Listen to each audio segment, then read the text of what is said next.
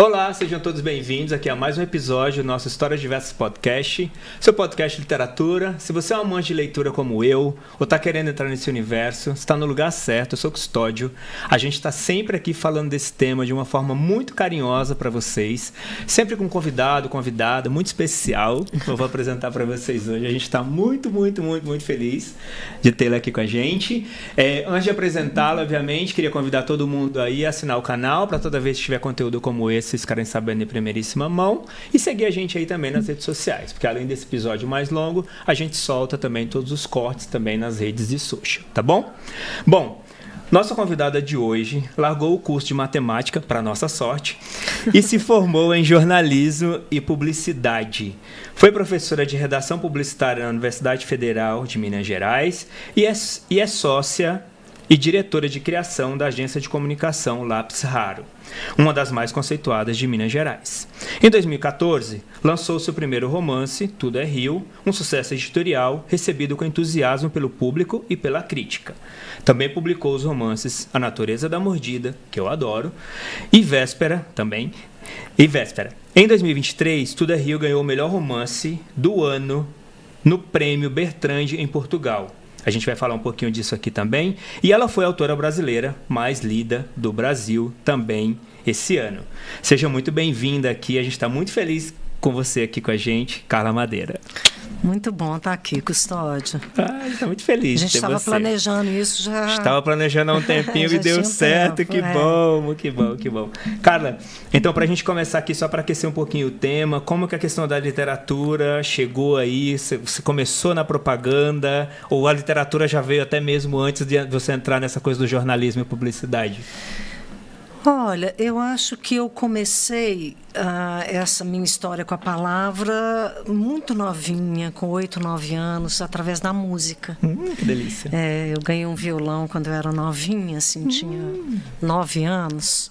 E fiz uma aula particular de violão, aprendi 3 posições e já comecei a fazer minhas músicas.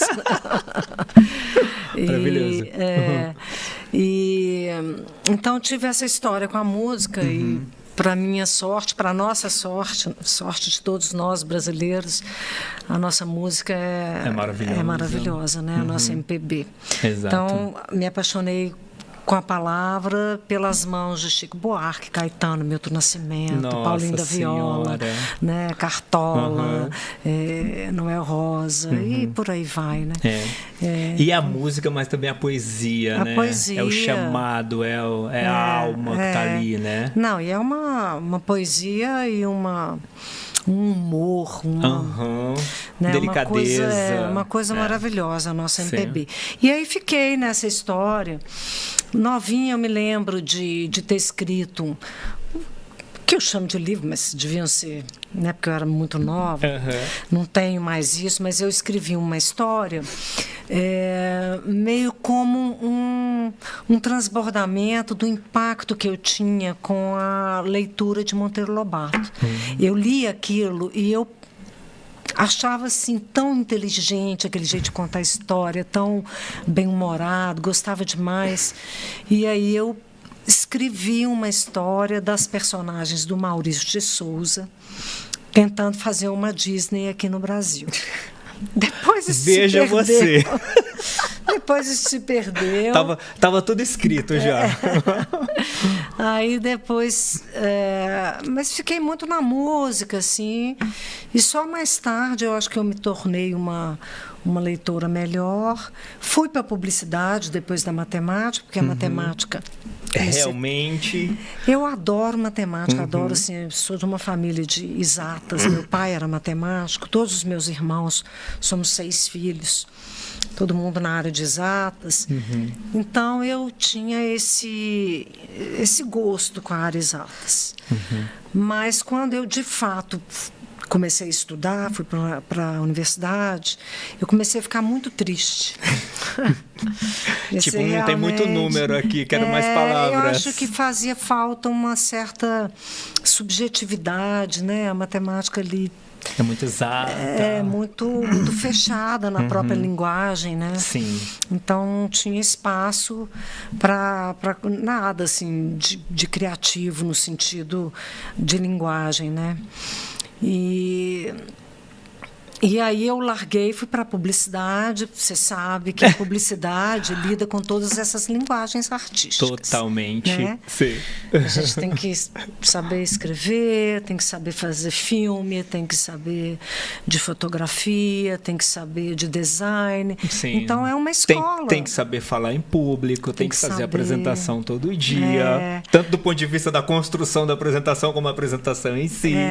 Então trabalha com todas essas linguagens, essas maneiras, essas formas de expressão.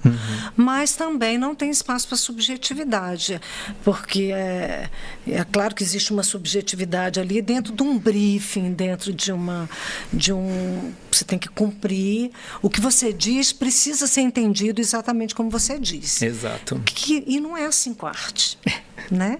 Com a arte eu digo uma coisa e você vai usar... todo o seu repertório para decodificar aquilo do seu jeito, né? Com as suas vozes, com a sua bagagem. Então... Perfeito.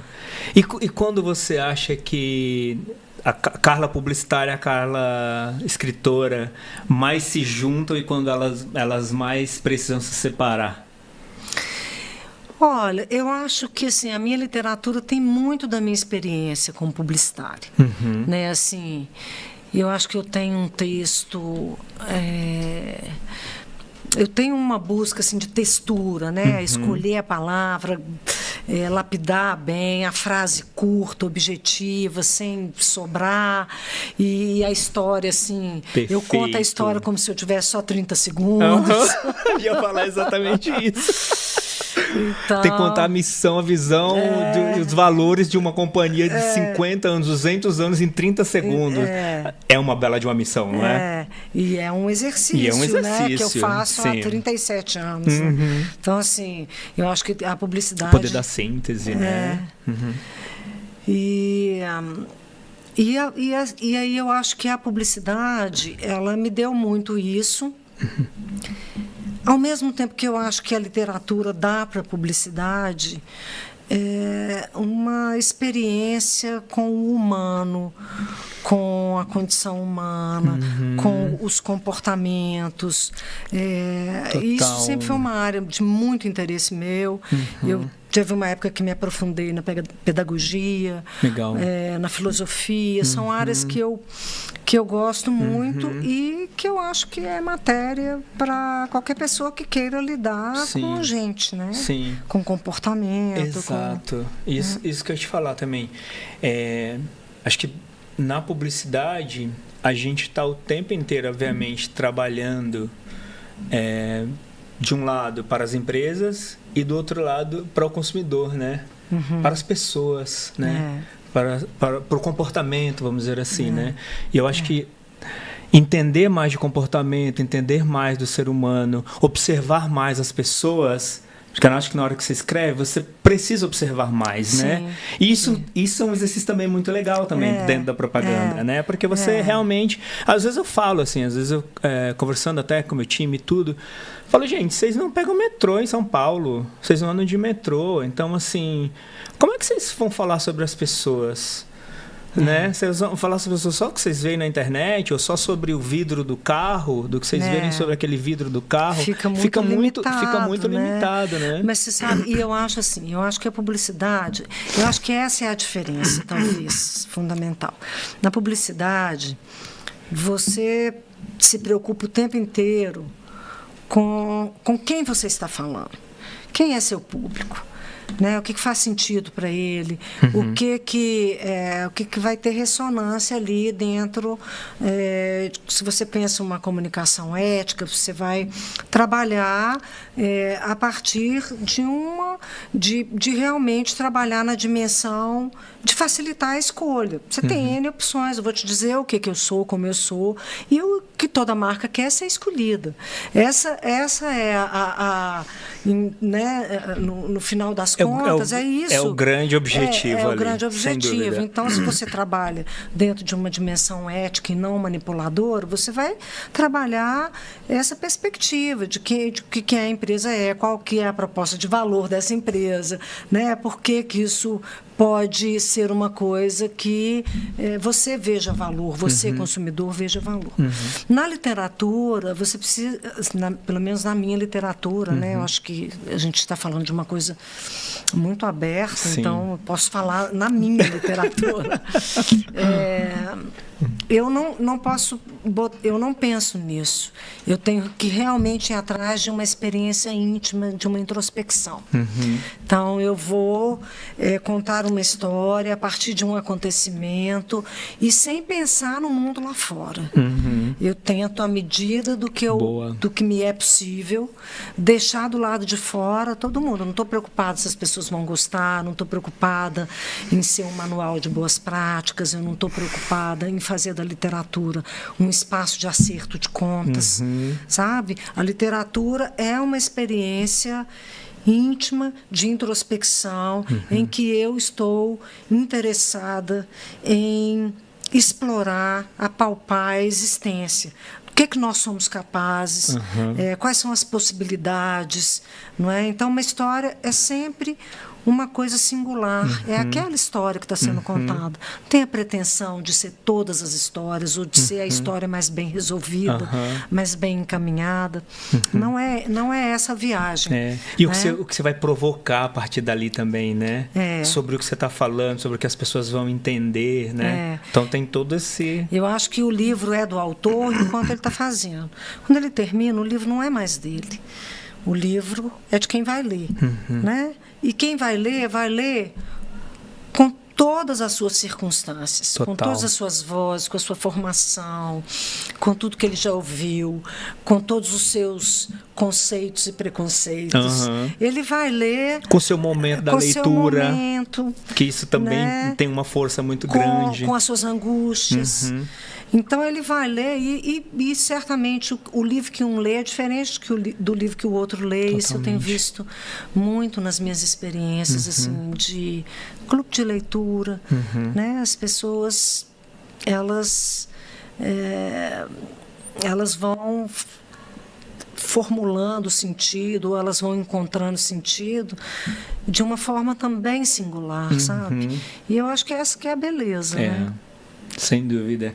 E quando você decide escrever o Tudo é Rio, no meio disso tudo, da matemática, do Monteiro Lobato, de tudo isso que a gente está falando, quando você falou, cara, eu vou escrever um texto, vou escrever um romance, vou produzir alguma coisa do ponto de vista literário.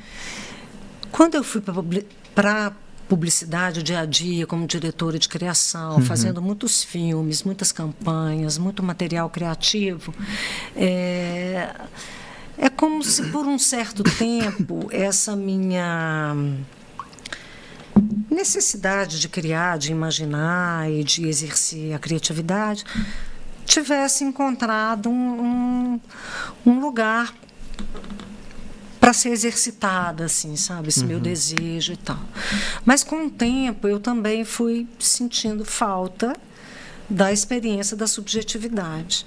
Né? Assim, as minhas angústias pessoais, as minhas angústias, eu acho que elas começaram a querer ser encaminhadas de alguma maneira. A arte, para mim, eu também gosto de pintar, eu também gosto da música, então a arte sempre fez parte da maneira como eu gosto de colocar o meu tempo quando eu não estou trabalhando. Então sempre foi um lugar o que você vai fazer no fim de semana? Eu vou ficar pintando, tocando. E aí eu comecei a escrever. Mas não foi uma decisão assim, vou escrever um livro. Não foi essa um exercício decisão. Ali que começou com um acesso à arte. Então. Como um acesso a exercitar um narrador que eu estava gostando, me divertindo ali com uma história que eu estava imaginando, gostando de fazer aquilo. Começava de outro jeito, um jeito muito diferente do que ficou no livro. Começava com as histórias das Marias e da Francisca, que é uma coisa bem pequenininha lá em Tudo é Rio. E aí, como eu estava gostando, não queria que terminasse, eu abri a história e comecei a história de Lucy. Aí tem Lucy, aí chega Venâncio, mas que homem é esse que tem uma dor, que nem a promessa de um prazer imenso, ele é sensível, está tão magoado, tão fechado. O que aconteceu com ele? Aí eu começo a me perguntar, o que aconteceu com esse sujeito? O que veio antes? Aí entra Dalva, aí acontece a situação brutal. E aí eu falo, poxa, então o que acontece agora? O que aconteceu com Dalva? E aí a história foi acontecer. Quando eu escrevo a cena brutal, que é a cena central de Tudo é Rio, eu paraliso por 14 anos. E aí eu não escrevi. Aí fiquei assim muito tempo sem escrever. Quando voltei, é engraçado que hoje em dia, assim, poucas vezes eu falei disso, mas hoje em dia eu tenho a impressão que uma ida minha ao Festival de Cannes de publicidade teve um pouco a ver com esse desejo de voltar ao livro. Porque eu parei com 14 anos, eu fui ser mãe, vivi a experiência da maternidade. Ou seja, eu acho que eu não tinha recursos para continuar a história, para resolver o problema que eu tinha proposto. Precisava de viver, precisava de amadurecer. E fiquei esse tempo, 14 anos. Mas um pouco antes de eu retornar para o livro, eu fui ao Festival de Cannes e todas as salas, que aquela confusão e muita coisa da tecnologia chegando, daquela coisa das apresentações cheias de efeitos, cheias de edição, cheias de de estímulos sensoriais. Exato. E tal, aquela loucura. Cannes estimula muita gente, acorda muita gente. Você está lá o tempo inteiro, assim, querendo beber de tudo aquilo, Exato. né? E aí, de repente, entra naquele auditório maior lá do Palais, entra uma poeta.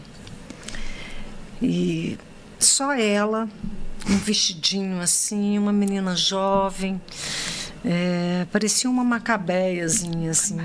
Ela entra, um microfone, uma luz nela, só ela, e ela conta uma história.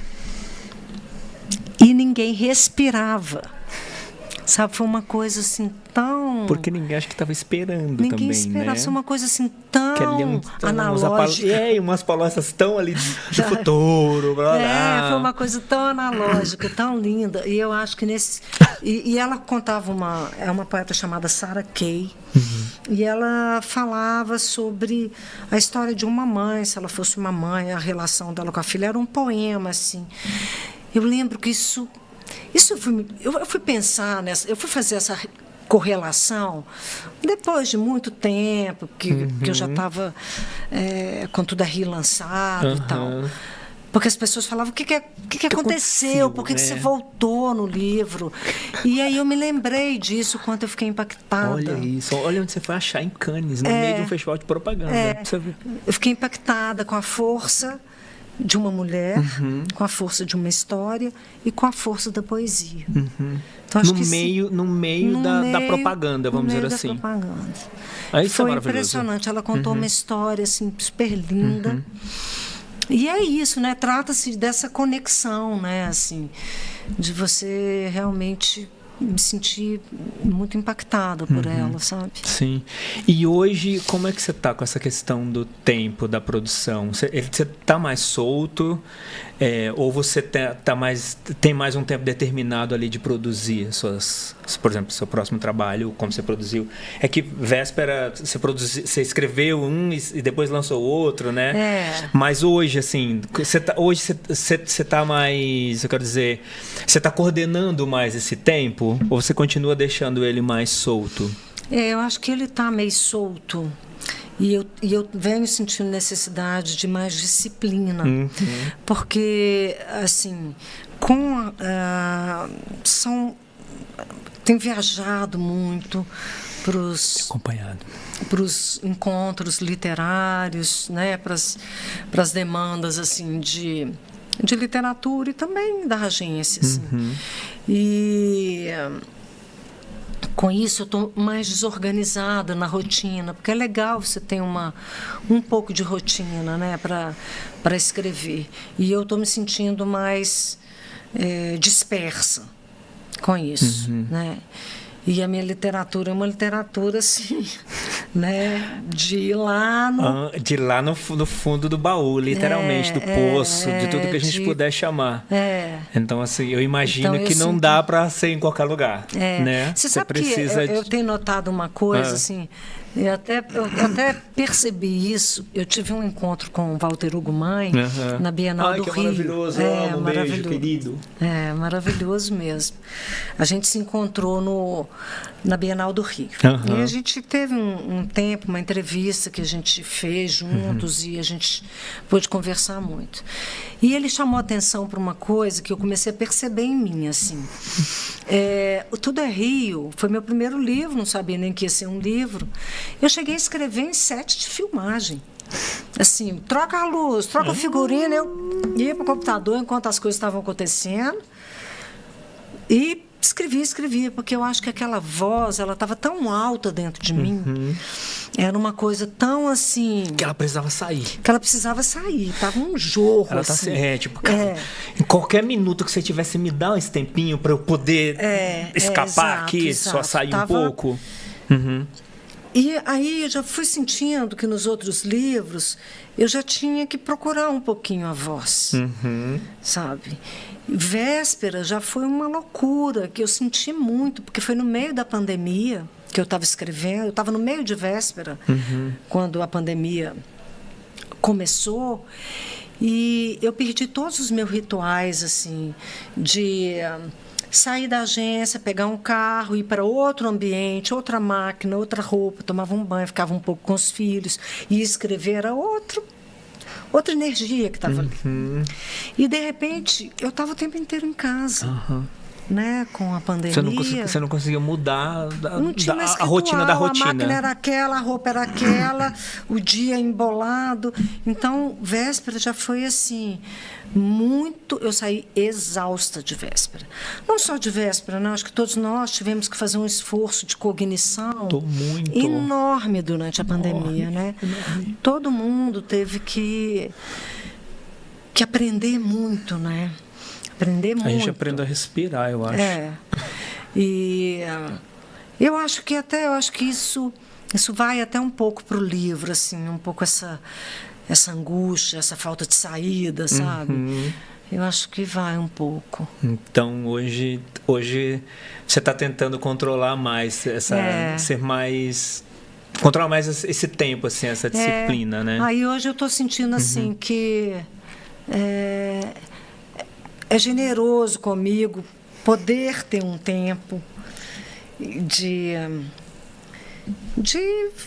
fazer a minha imersão, de trabalhar, sabe? Então, assim, estou tentando me organizar para conseguir isso. Esse seu tempo hoje é mais nos finais de semana? Ou você está conseguindo manter essa rotina, noite, de manhã e tal?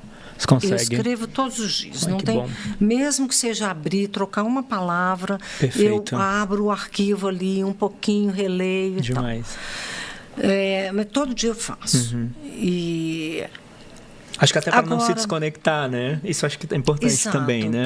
Para mesmo que eu não esteja formalmente escrevendo, eu estou pensando na história. A história está sendo escrita. Você não se desconecta. Né? Mas agora eu tenho percebido assim que eu tenho gostado mais de escrever de manhã. Tudo é Rio, eu escrevi muito à noite. Todos os livros foram mais à noite do que de dia, porque eu tinha uma agenda pesada na lápis, né? Sim. E agora eu tô com uma agenda na lápis, tô mais focada no estratégico, então eu tenho os alinhamentos, mas eu não tenho uma rotina de call 9 da manhã, sei lá, diárias, né? Assim. Mas eu acho que eu ainda estou precisando ficar mais organizada. A gente sempre acha.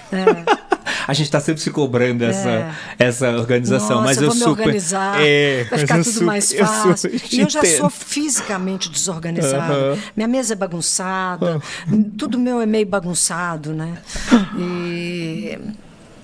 Então, assim, eu reclamo muito, mas eu fui lá na Sagrada Família e tenho o cômodo de como estava a mesa do Gaudí quando ele morreu, e é uma bagunça.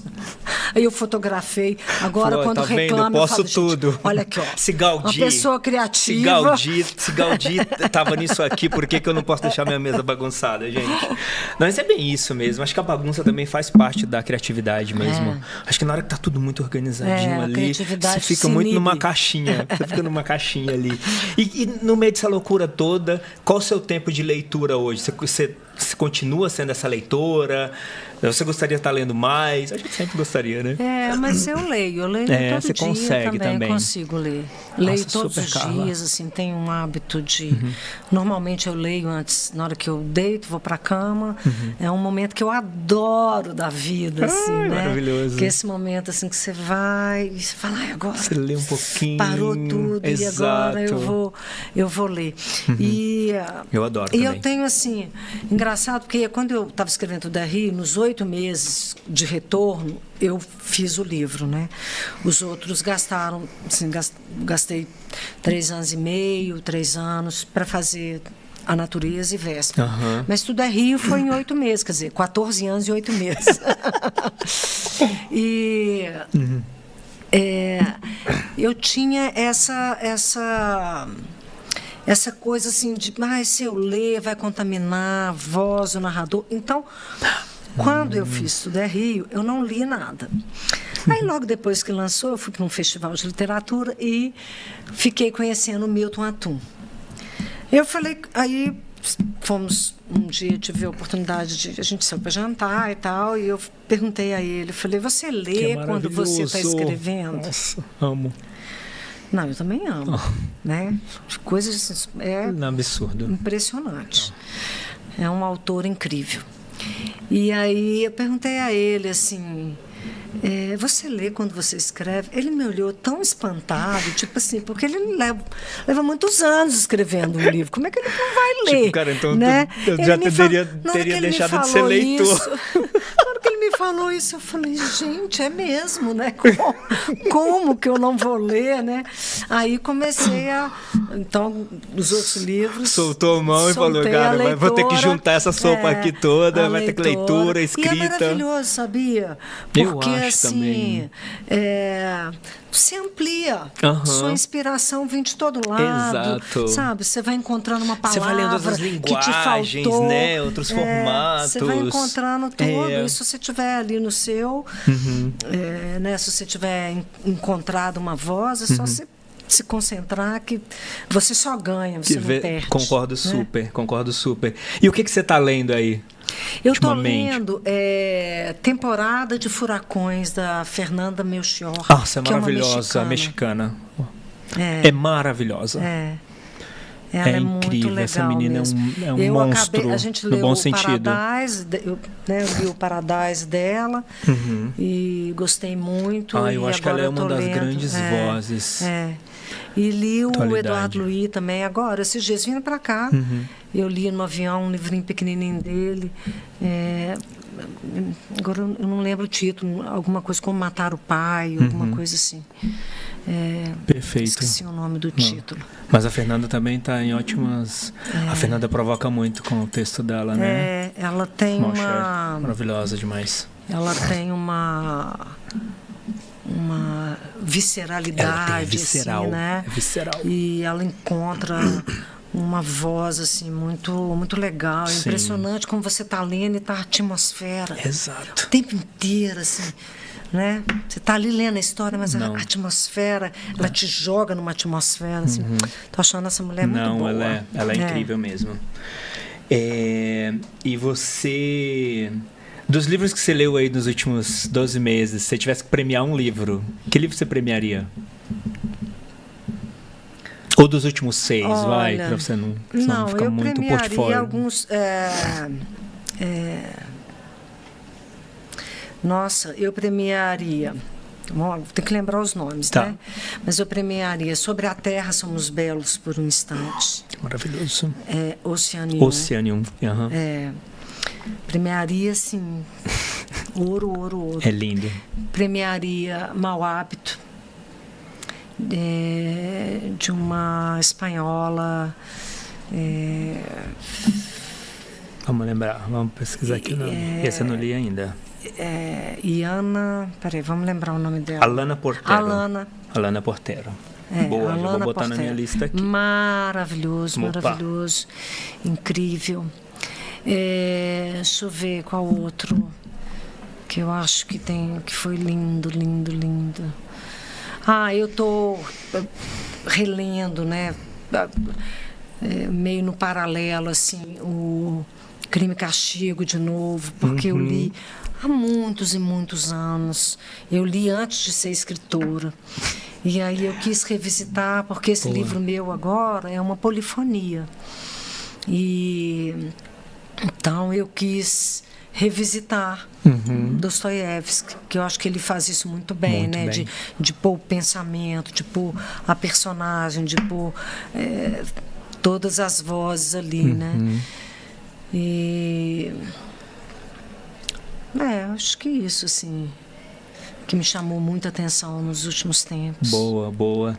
E como aquela escritora se vê aí nos próximos 20, 30 anos? Olha, eu adoro Quando eu terminei Véspera, eu tinha me proposto a ficar um tempo sem escrever. Eu achei que eu precisava, viver, né? Ler, estudar, ter alguma coisa que realmente eu falasse, eu quero falar sobre isso, quero, né? Ou ter algum acontecimento que... E falei, vou assim, tá legal, foram 3 livros, foi super intenso, foi uma fase, mas vou experimentar outras coisas. Tá maravilhoso. Aí o bichinho aqui. Aí eu comecei a ouvir uma vozinha insistente, que eu tentei ignorar o quanto eu pude, mas eu vivi Você também... não vai ficar assim. Não vou te dar esse sossego, não. Mas eu vivi uma fase, assim, de muitos lutos, sabe? Eu tive uma sequência de lutos, assim, de pessoas muito importantes. Perdi minha mãe, perdi meu psicanalista e a minha sócia, ela teve um diagnóstico de câncer de pâncreas. E foi, assim, uma fase inacreditável, sabe? Porque foi uma coisa emendada na outra e foi muito intenso, assim, emocionalmente. E um dia, voltando de uma visita à minha sócia, ela estava, assim, num processo de quimioterapia muito agressivo. Eu cheguei em casa muito detonada, muito... E aí eu... de repente abri o computador e comecei a escrever o 4º livro. Veio. Então, assim, falou, eu não falei, vou conseguir olha, escapar. Ficou muito claro para mim que tem uma coisa também de lidar com o real, sabe? A arte, para mim, tem um pouco esse lugar também de ser um recurso que eu tenho para estar no mundo, sabe? E aí eu fico, então, nos próximos 30 anos, esperando que eu tenha sempre esse recurso, que seja na arte, que seja na literatura, que seja na música ou na pintura, que eu esteja sempre perto dessa possibilidade de olhar para esse lado da abundância da vida, né? E não só para o lado do real, que às vezes muito exigente com a gente dar conta, né?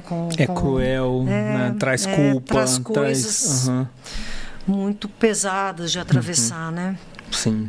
Sem dúvida, ótimo ponto. Espero que essa perturbação aí, no bom sentido, ela esteja sempre aí pertinho de você, no bom sentido, obviamente. A escrita para você ainda é um lugar para poucos? Não, eu não acho que a escrita é um lugar para poucos. Engraçado, eu não acho. Eu fui professora de redação publicitária na Universidade Federal, então trabalhei com muitas pessoas querendo escrever e tentando exercitar essa coisa da criatividade, como que é o processo criativo. Então, eu não tenho essa visão de que é para poucos. Eu acho que o que é para poucos talvez sejam coisas que não têm a ver com escrever. São os critérios de mercado, são os critérios publicação, dos que dizem o que é bom e o que é ruim, são os critérios que classificam se é para esse público, para aquele público, que sistematizam. Então, assim, eu acho que esses critérios, outros critérios, né, o que é bom, o que é ruim, o que vai ter público, o que não vai ter público, isso aí Agora, escrever ou qualquer tipo de arte tem uma coisa que eu dizia sempre assim, para os alunos, né, quando estavam criando, eu falava assim: joga a ideia e não julga. O primeiro momento é abrir. Então experimenta. Larga a mão, né? Larga a mão, abre. Joga a ideia, não julga.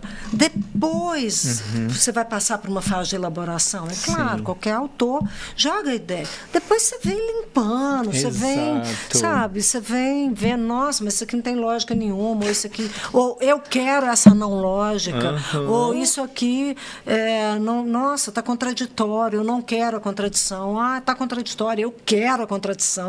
Então, aí você vai elaborar, você vai se haver com os aspectos formais que te interessam, com os aspectos de linguagem que você quer trabalhar, ou com os recursos de linguagem que você quer utilizar. E aí você vai aprendendo, né? Mas é sempre por exemplo, eu tenho dito isso às vezes. Se você me der uma campanha,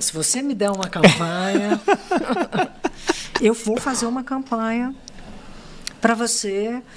Você tem 15 dias para fazer, eu vou fazer. Você tem uma semana, vou fazer uma campanha. Eu sei fazer isso, né? Quando você fala assim, você vai escrever um próximo livro, aí já entra, não sei. Porque é como se não existe uma fórmula, para mim não existe.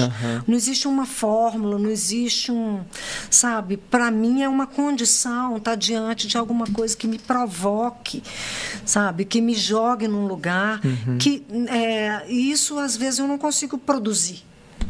Sabe, eu não consigo fazer isso acontecer, entende? Então tem sempre, eu acho que todo artista vive um pouco isso, assim. O que você fez ontem não garante o que você vai fazer hoje. Exato. Sabe?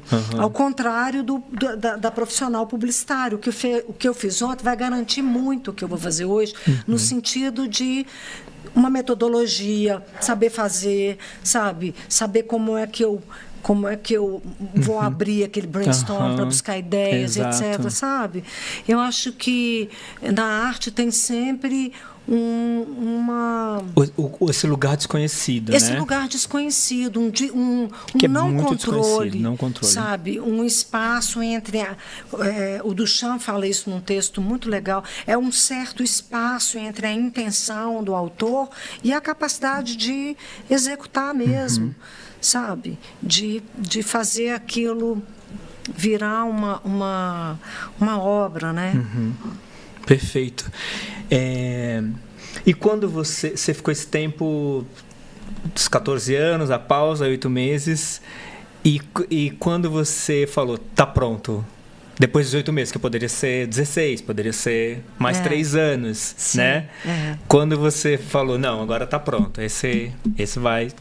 Que você falou um pouco aí antes. Não, esse agora não é mais meu, esse agora é de quem for acessar esse texto. Eu não sei, eu acho que tem uma hora que você começa a sentir... que você começa a sentir que você está se aproximando de um fechamento, que você cumpriu um arco, assim.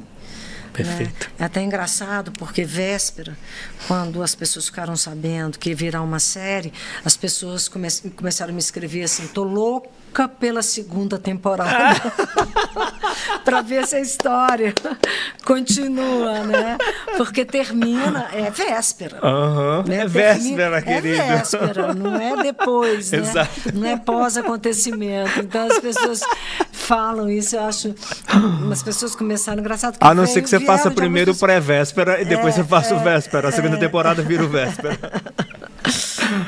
É muito bom. E do Tudo é Rio, né? O que você aprendeu, que você repetiu ou que você não repetiu no Véspera e na Natureza? Olha, eu acho que é engraçado você me perguntar isso, porque eu saí de Tudo é Rio, assim, muito... Bom, primeiro que eu achei que seria o único livro que eu faria. Na vida. Você vê que você não sabe nada, né? Já falei tudo. Você que a gente não sabe nada da vida, né? Meu pensamento foi, eu já falei tudo que eu tinha para falar. Eu não consigo mais escrever, eu não tenho outras histórias. Não tem mais nada para falar. E eu saí assim, quando eu comecei a pensar na natureza da mordida, e falei, não, vou começar. Escrever uma outra história, vamos ver onde vai. Eu tinha certeza do que eu não queria. Eu não queria a linguagem poética de Tudo é Rio. Eu não queria repetir a experiência de Tudo é Rio. Eu não queria um narrador onisciente. Eu queria uma coisa completamente diferente da experiência de Tudo é Rio. Legal. Tudo é Rio eu escrevi nesse jorro e a ordem que o leitor lê é a ordem que eu escrevi. É a ordem do jorro. E a natureza já foi assim, completamente uma arquitetura posterior. Eu escrevia lá na frente, voltava atrás. Eu queria que o início o leitor experimentasse uma certa... como se ele também estivesse num processo de demência, não entender perfeitamente aonde que aquilo vai levar, como se ele também tivesse um pouco perdido ali, até ele ter é como se ele tivesse acesso às circunstâncias que estavam gerando toda aquela dor, toda aquela angústia nas personagens. Então, acho que o que eu levei de aprendizado foi, primeiro, um novo livro, para mim, precisa sempre ser realmente um novo livro. Sabe? E isso já ficou claro que vem junto com algum desafio formal, na forma, como eu vou contar a história, com algum desafio de linguagem, ou com algum desafio de introspecção num determinado universo, sabe? Então, assim, eu acho que isso que vem ficando claro. Aprender um pouco da contenção, porque em Tudo é Rio eu não tive contenção nenhuma, né? O livro é uma coisa... É o jorro. Sem contenção, aquela correnteza... O que é maravilhoso também, né? Não, foi incrível. Foi incrível, assim. Eu quando mudei de editora, que eu saí da Quixote, que foi a minha primeira editora, para a Record, que eu reli Tudo é Rio, eu não alterei, assim, não alterei praticamente nada. Legal. Alterei uma palavra, assim, foi nada, foi, sabe? E não tenho vontade de alterar. Ótimo.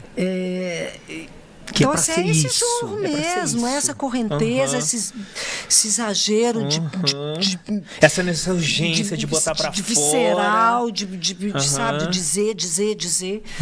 E eu acho que eu venho aprendendo um pouco da contenção. Uma vez eu ouvi o Mia Couto falar que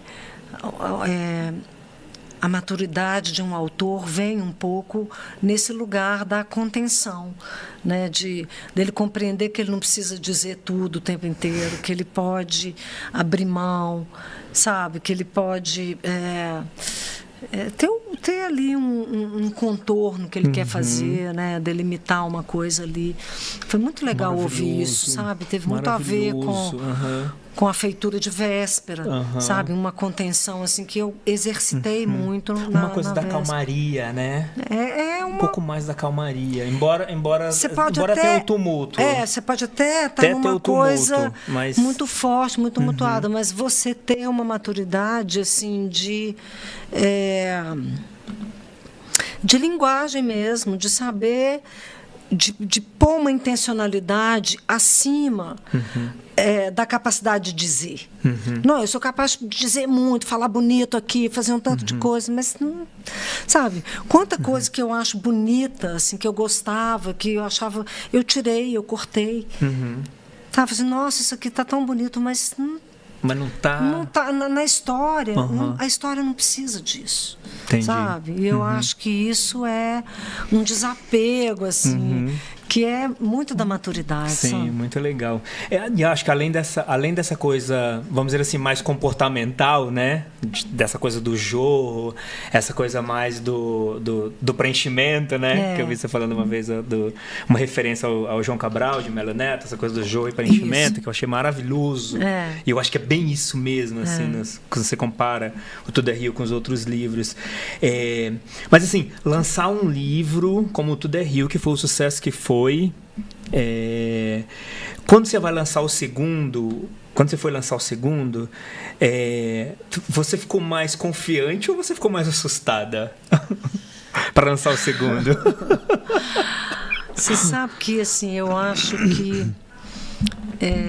eu não me preocupei muito com isso. Boa. Eu não me preocupei muito com isso. Eu achei que estava pronto. Era o livro que eu queria fazer. Para mim, ele... Você, a princípio, só ia fazer um, já estava fazendo dois, já estava no lucro. Eu não tive essa preocupação. As pessoas não vão gostar. Que, assim, eu acho que é isso que os autores têm de mais precioso, é o processo criativo, e é a única coisa que é deles. Assim, a única coisa que é minha é o gozo da escrita, enquanto eu estiver escrevendo. Então, você tem que viver plenamente isso, porque depois o livro não é mais seu. Você não sabe se as pessoas vão odiar, vão gostar, se ele vai, sabe, se ele vai ter ressonância nas pessoas, ou se ele vai ser uma coisa que não. O importante é o que ele produz em você, mas, naquele... assim, mas para você já fez sentido, isso dá pelo menos na minha experiência, me dá uma segurança, assim, de que tudo bem se o outro não gostar, sabe? Eu fiz a minha parte, eu fiz o que deveria ser feito. É o livro que eu queria escrever. Agora, por outro lado, outro dia me perguntaram, você teve que ter muita coragem para escrever Tudo é Rio?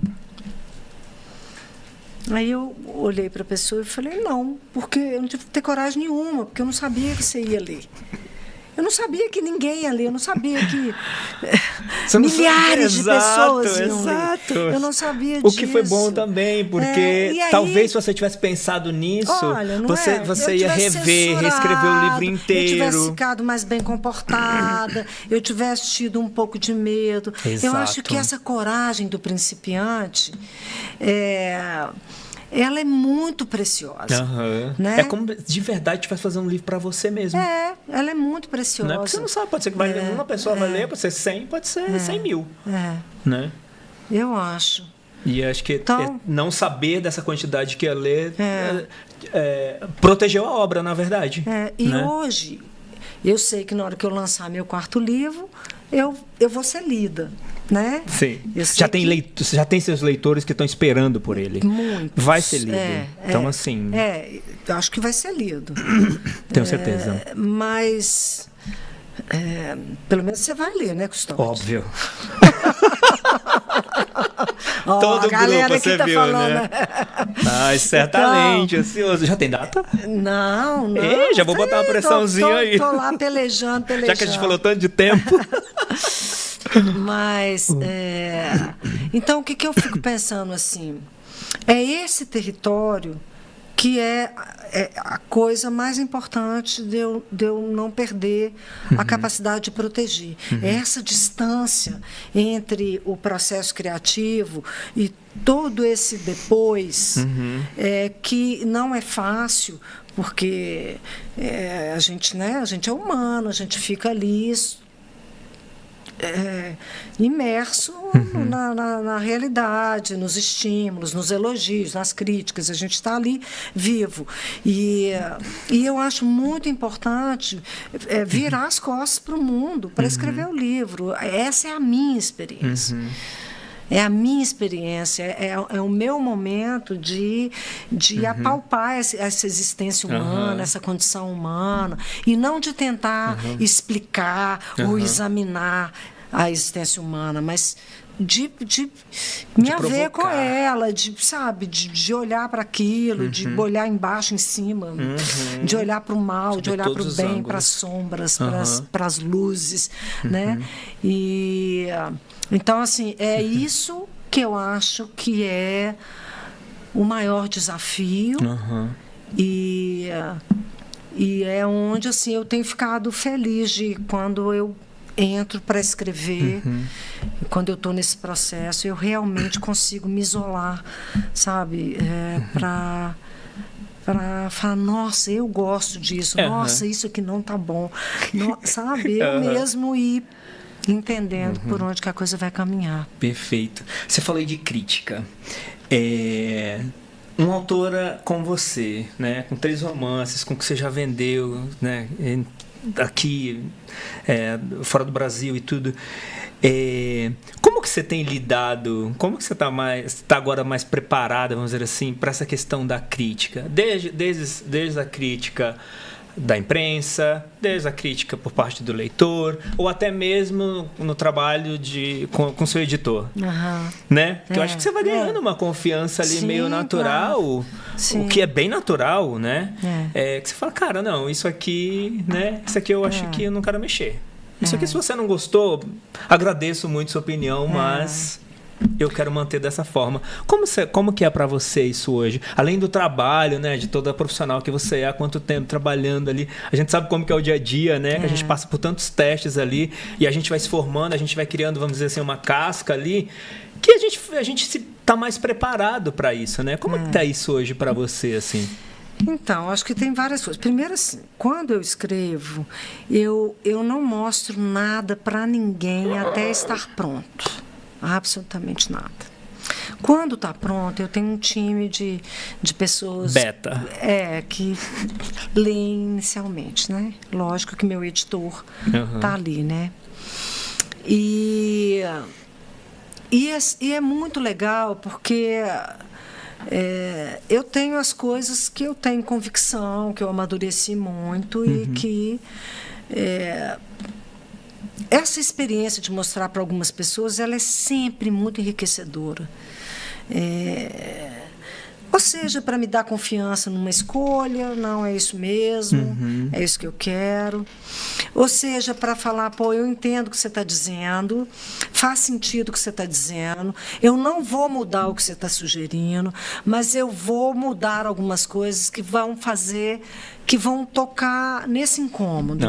Que vou cuidar disso, porque talvez tenha tido ressonância por uma coisa que eu tinha pensado. Perfeito. E que eu ignorei, assim, que eu não aprofundei e tal. Mas sempre aquela lapidação. Aquela lapidação. Então, assim, eu já entrego o livro com uma segurança, assim, de que é o livro que eu quero publicar. Né? Assim, é isso que eu quero publicar.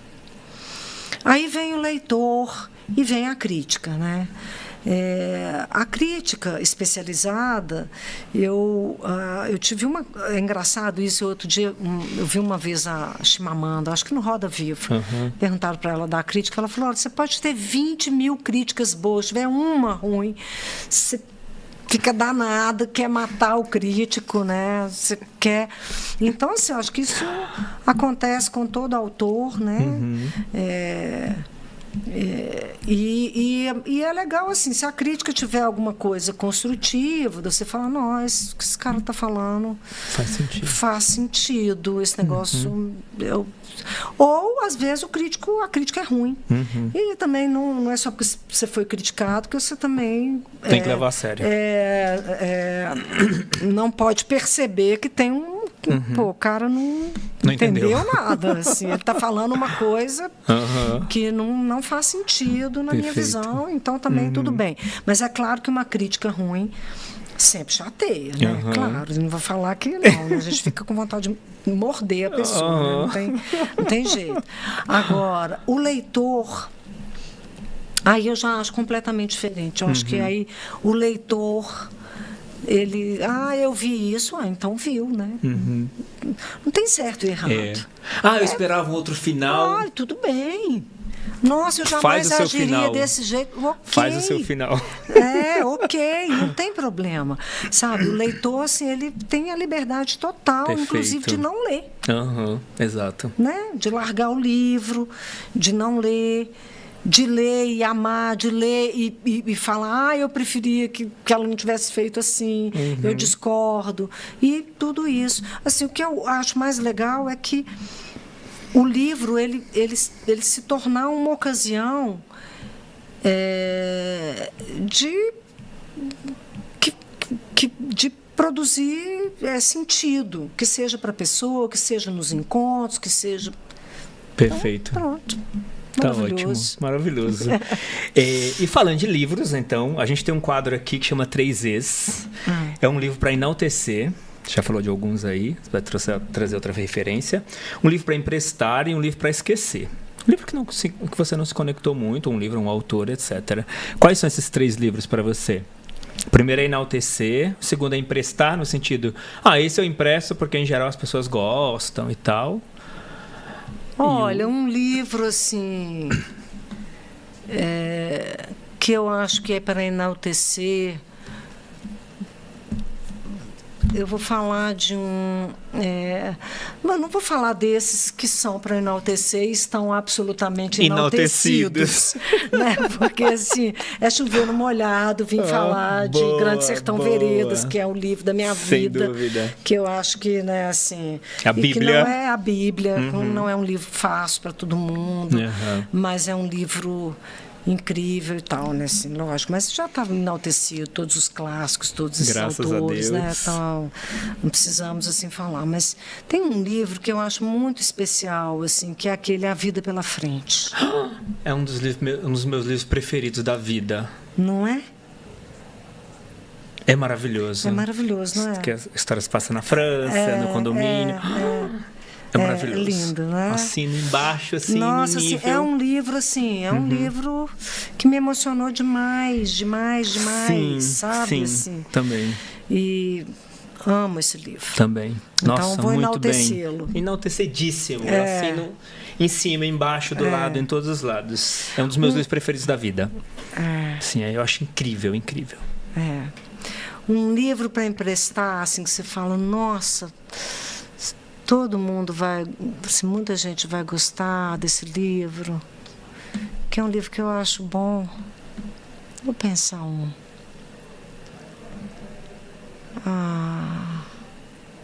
Eu acho que emprestaria. Vou emprestar a Pediatra da Andréa Del Fogo.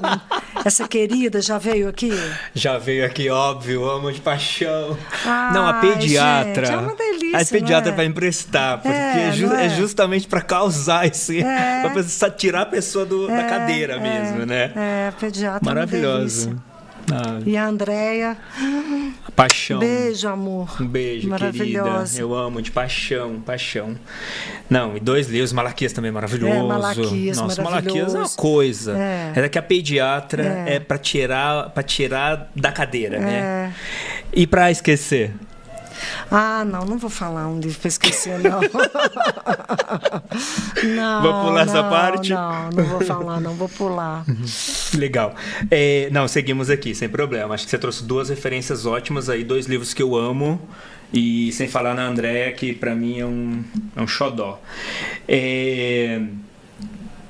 Todo livro precisa de uma grande ideia?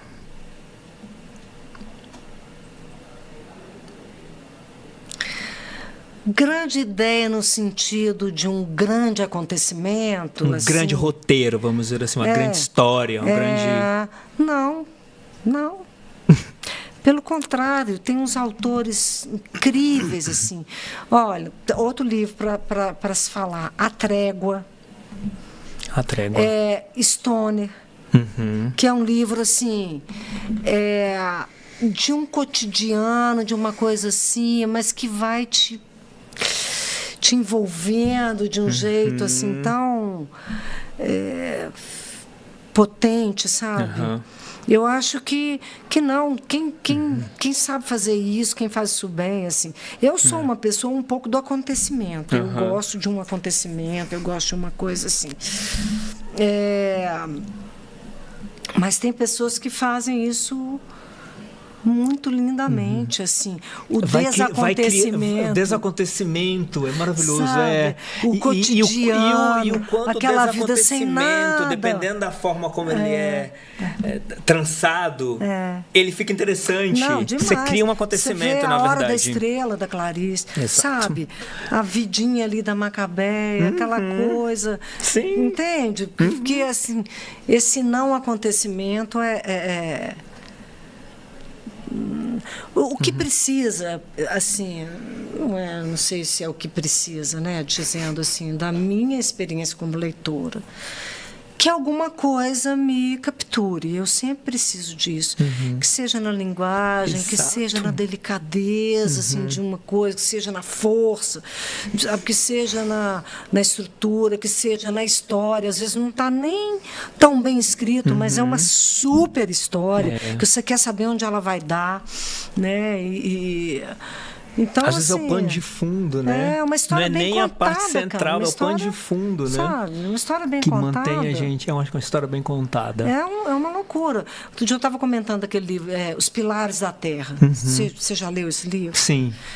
É um negócio impressionante, um livro desse tamanho, assim, que você começa a ler, você não quer parar. É uma história bem contada, sabe? Assim, é um acontecimento ali, não tem uma...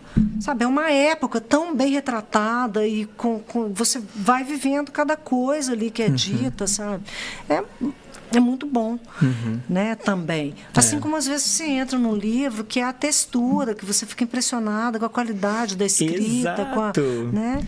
E aí tem mil motivos para a gente querer estar com um livro na mão. Né? Não, eu estava até puxando aqui para não falar o nome errado. Eu estou lendo A Mais Recôndita... Já li também. Memória dos Homens. É genial, né? Genial. É genial. E eu acho que é um pouco isso, né? Você vê que ele passa aquela primeira parte toda falando da não literatura. Né? Exato. Criticando, assim. E aí depois é uma história muito sobre a literatura, dentro da literatura. E ele consegue uma coisa... É muito genial. E ele consegue uma coisa muito legal, assim, que a história é legal, a textura é legal, a arquitetura, a maneira como ele vem... Qualquer parágrafo, por mais que você não esteja entendendo nem quem é o narrador. O narrador, porque ele mistura muitos narradores. Só pelo texto em si. Você fala, cara, eu não preciso saber necessariamente quem está falando isso. Eu só preciso ler isso aqui, né? E você vai, ele faz uma arquitetura tão interessante ali, né? Ele vai falando assim, ele tem quem vai contando a história, depois entra outra pessoa, aí ele tem as memórias ali, né? Nossa, é muito bom. Sim, é muito, muito, muito bom. Eu tô adorando. Tô assim, poupando, mas acho que eu vou acabar em breve, porque eu li essa semana inteira. Consegui parar o segundo quase. A gente está indo por finalmente aqui, tá? Infelizmente. Muito gostoso o papo. A gente falou aqui no começo que o Tudo é Rio, né? Foi eleito ano passado o livro do ano pela Bertrand, em Portugal. Que eu tive lá, Centro na Bertrand. Fui para a Feira do Livro de Lisboa. Tem uma prateleira só sua, que é maravilhosa. Um orgulho absurdo. E eu acho que há mais orgulho ainda ver outros artistas brasileiros com destaque naquela livraria, numa terra de grandes escritores. né? Numa Terra de Saramago, de Fernando Pessoa, de Walter Hugo Mendes, Aloysio Peixoto, de tantos outros, né?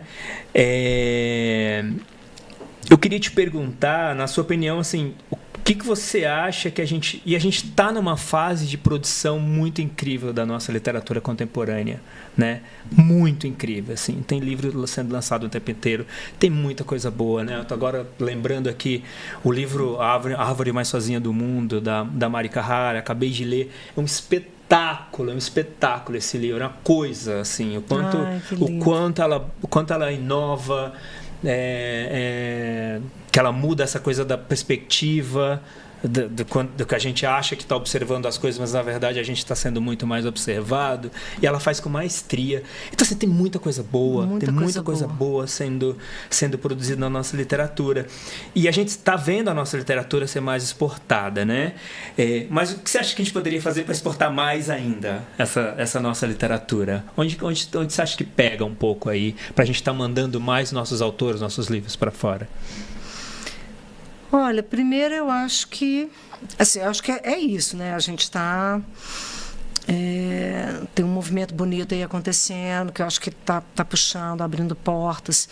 Eu mesmo fui para Portugal pela generosidade da Ruth Manos, que é uma autora maravilhosa, que chegou lá em Portugal para o editor dela, falou: cara, você tem que conhecer a Carla Madeira, os livros dela.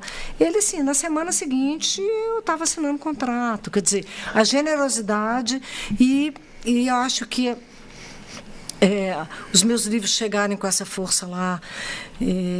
O meu editor lá está me dizendo que isso está sendo muito legal para abrir portas para outros autores contemporâneos brasileiros muito lá. Legal. Então, esse movimento é muito bacana da gente ver acontecer, porque é isso, cara, assim, é todo mundo junto. A literatura é para todo mundo dar a mão e ir junto, porque você lê um livro bom, você lê outro, você lê outro, a gente precisa de muito livro na vida, né? Então, é uma coisa para ter a generosidade de dar a mão e fazer acontecer, né? O que for.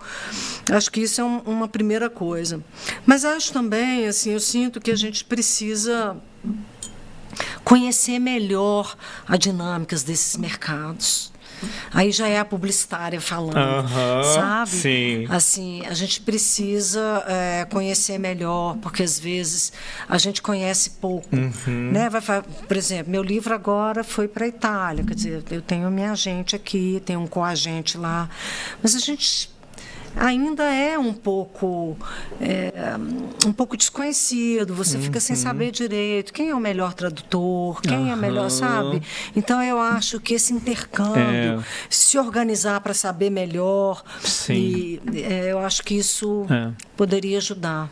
Não, acho que até um ponto, a gente fez uma conversa aqui com o Rafa Montes, né? E, enfim, dos livros dele, eu não lembro qual deles, mas tem um que foi traduzido para mais de 30 países e tudo. E ele falou que recebeu, sei lá, o livro chama Jantar Secreto. É sobre uma cena de carne humana, um jantar com carne humana, ala Rafa Montes. Ele falou que recebeu a capa do livro, sei lá, na Áustria, sei lá de onde. Era um coqueiro. Porque era um autor brasileiro. Cara, mas leram o livro? Porque não tem coqueiro na história. Então, acho que tem isso também, né? Essa coisa ainda da ignorância também do que a gente está produzindo, sempre olhando para essa coisa ainda como um país tropical e tudo, né? Amazônia e tudo. E eu acho que tem essa outra coisa que você falou também, que é a gente se especializar um pouco mais, estudar um pouco mais o que está acontecendo lá fora, né? Eu então, acho que livros brasileiros, por exemplo, estão sendo finalistas do Booker Prize? A gente tem alguma coisa para aprender com isso, né? E o caminho mesmo, né? E o caminho. Porque assim, a gente sabe... Não dá para chegar de qualquer jeito, sabe, né? pouco. Por exemplo, se um mercado igual ao americano, você vai entrar por onde? Você vai entrar com quem?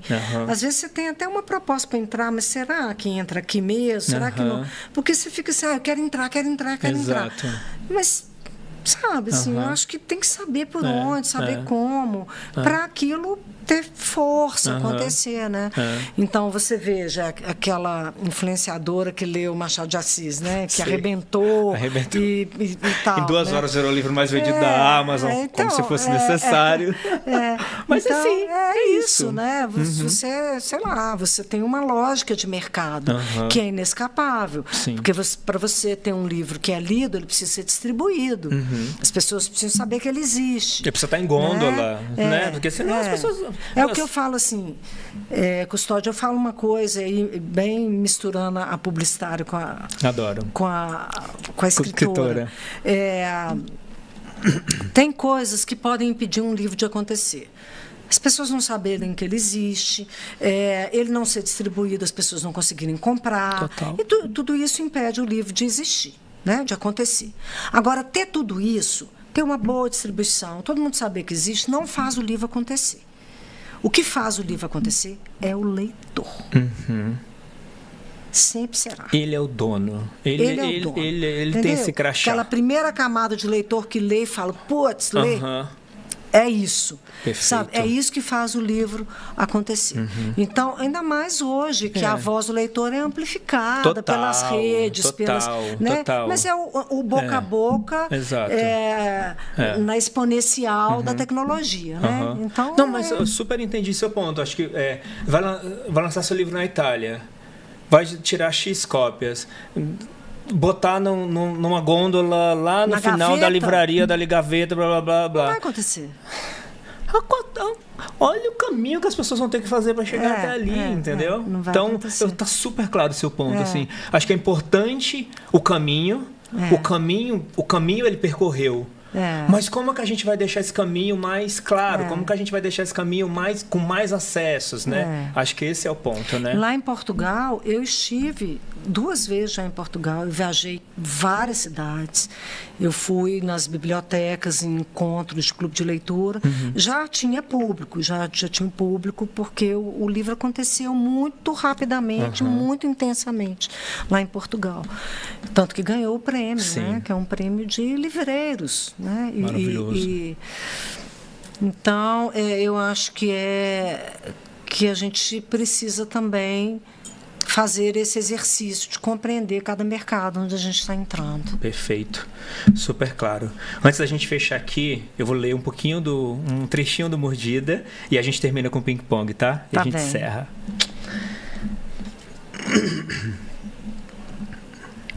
Somos felizes, Olivia, até o dia que deixamos de ser. Aí notamos que a felicidade não é uma coisa abstrata, nem poética, nem complexa. Ela apenas está lá disponível e é, sobretudo, a ausência do irreversível. Mais cedo ou mais tarde, acontece o que não pode ser desfeito. Você acorda e pensa, até ontem eu era feliz. E sabe que isso não terá mais conserto. Nada a fazer. O cachorro morde. O cachorro fere na mordida. A carne se rasga na mordida. A fome se mata na mordida. O sangue escorre na mordida. Os dentes se encostam na mordida. As marcas se fazem na mordida. Nada a fazer. A natureza da mordida está lá. Não importa o quanto sejamos civilizados. A natureza da mordida é implacável. Que lindo. Obrigado. Obrigado, querido. Eu queria te perguntar, então, em cima da mordida, usando esse tema, o que a mordida da literatura tem mais dado em você? Pessoas, encontros. Maravilhoso. Delícia. Esse momento que a gente está trazendo aqui, boas inclusive. Conversas. Sim, maravilhoso. Né? Vamos ping-pong rápido aqui, então, para a gente fechar? Escrever é? Uma viagem, uma introspecção. Editar? É um aprendizado, uma sabedoria, assim. E ler?